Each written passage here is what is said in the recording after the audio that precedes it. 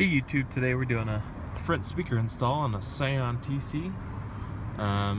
Today with this install, we're installing some 6.5 Kenwoods and tweeters. And we'll show you how that's done. First of all, we're going to take the door panel off, replace the speakers, and reassembly.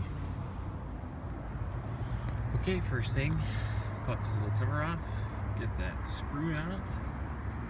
This piece just is held on with clips, it comes off.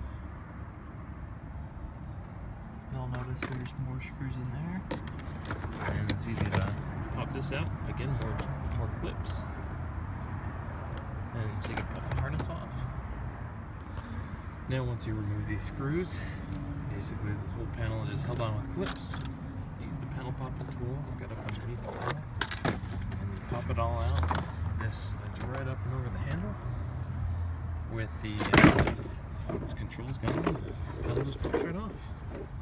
Now you'll notice with the speaker, they're pop riveted on. So you're gonna have to drill those out in order to get the speaker out. And then we'll go from that point. Now keep in mind, we'll be cutting the factory harness wiring in an aftermarket one. We'll show you how that's done. Also up here, you'll see the tweeter. Try to keep this all in the factory location. Okay, so use the drill. I just drilled out those rivets. Got behind with the panel tool. Okay, just like that. Just like the factory speaker. And there's the factory woofer. It's still a Pioneer set, believe it or not. This was the Pioneer system in the Scion, but we're going a little bit more powerful.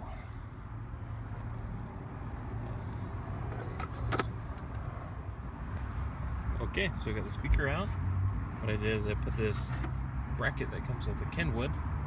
Typically aftermarket speakers come with their own speakers adapters anyways. I use this with this Kenwood. Put 2 self-tapper screws in there. May put 2 more just to make sure it's really sturdy. And then here's the factory wiring. Pink is positive, violet is negative. Wired in this adapter. And this will plug directly into the Kenwood. So I'll run this back behind the speaker.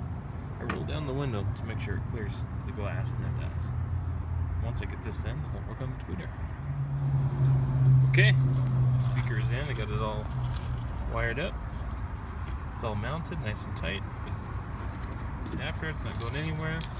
This will just fit back. So next thing, I'm gonna get the tweeter wired in. Okay, so for the tweeter, you notice that the mid-range also uses the line with the tweeter. So when you cut the harness off the tweeter, it cuts out the mid-range signal. So you gotta twist both purples together and both pinks together. Then in there, I also added the tweeter. This tweeter has a resistors on it, so I don't need a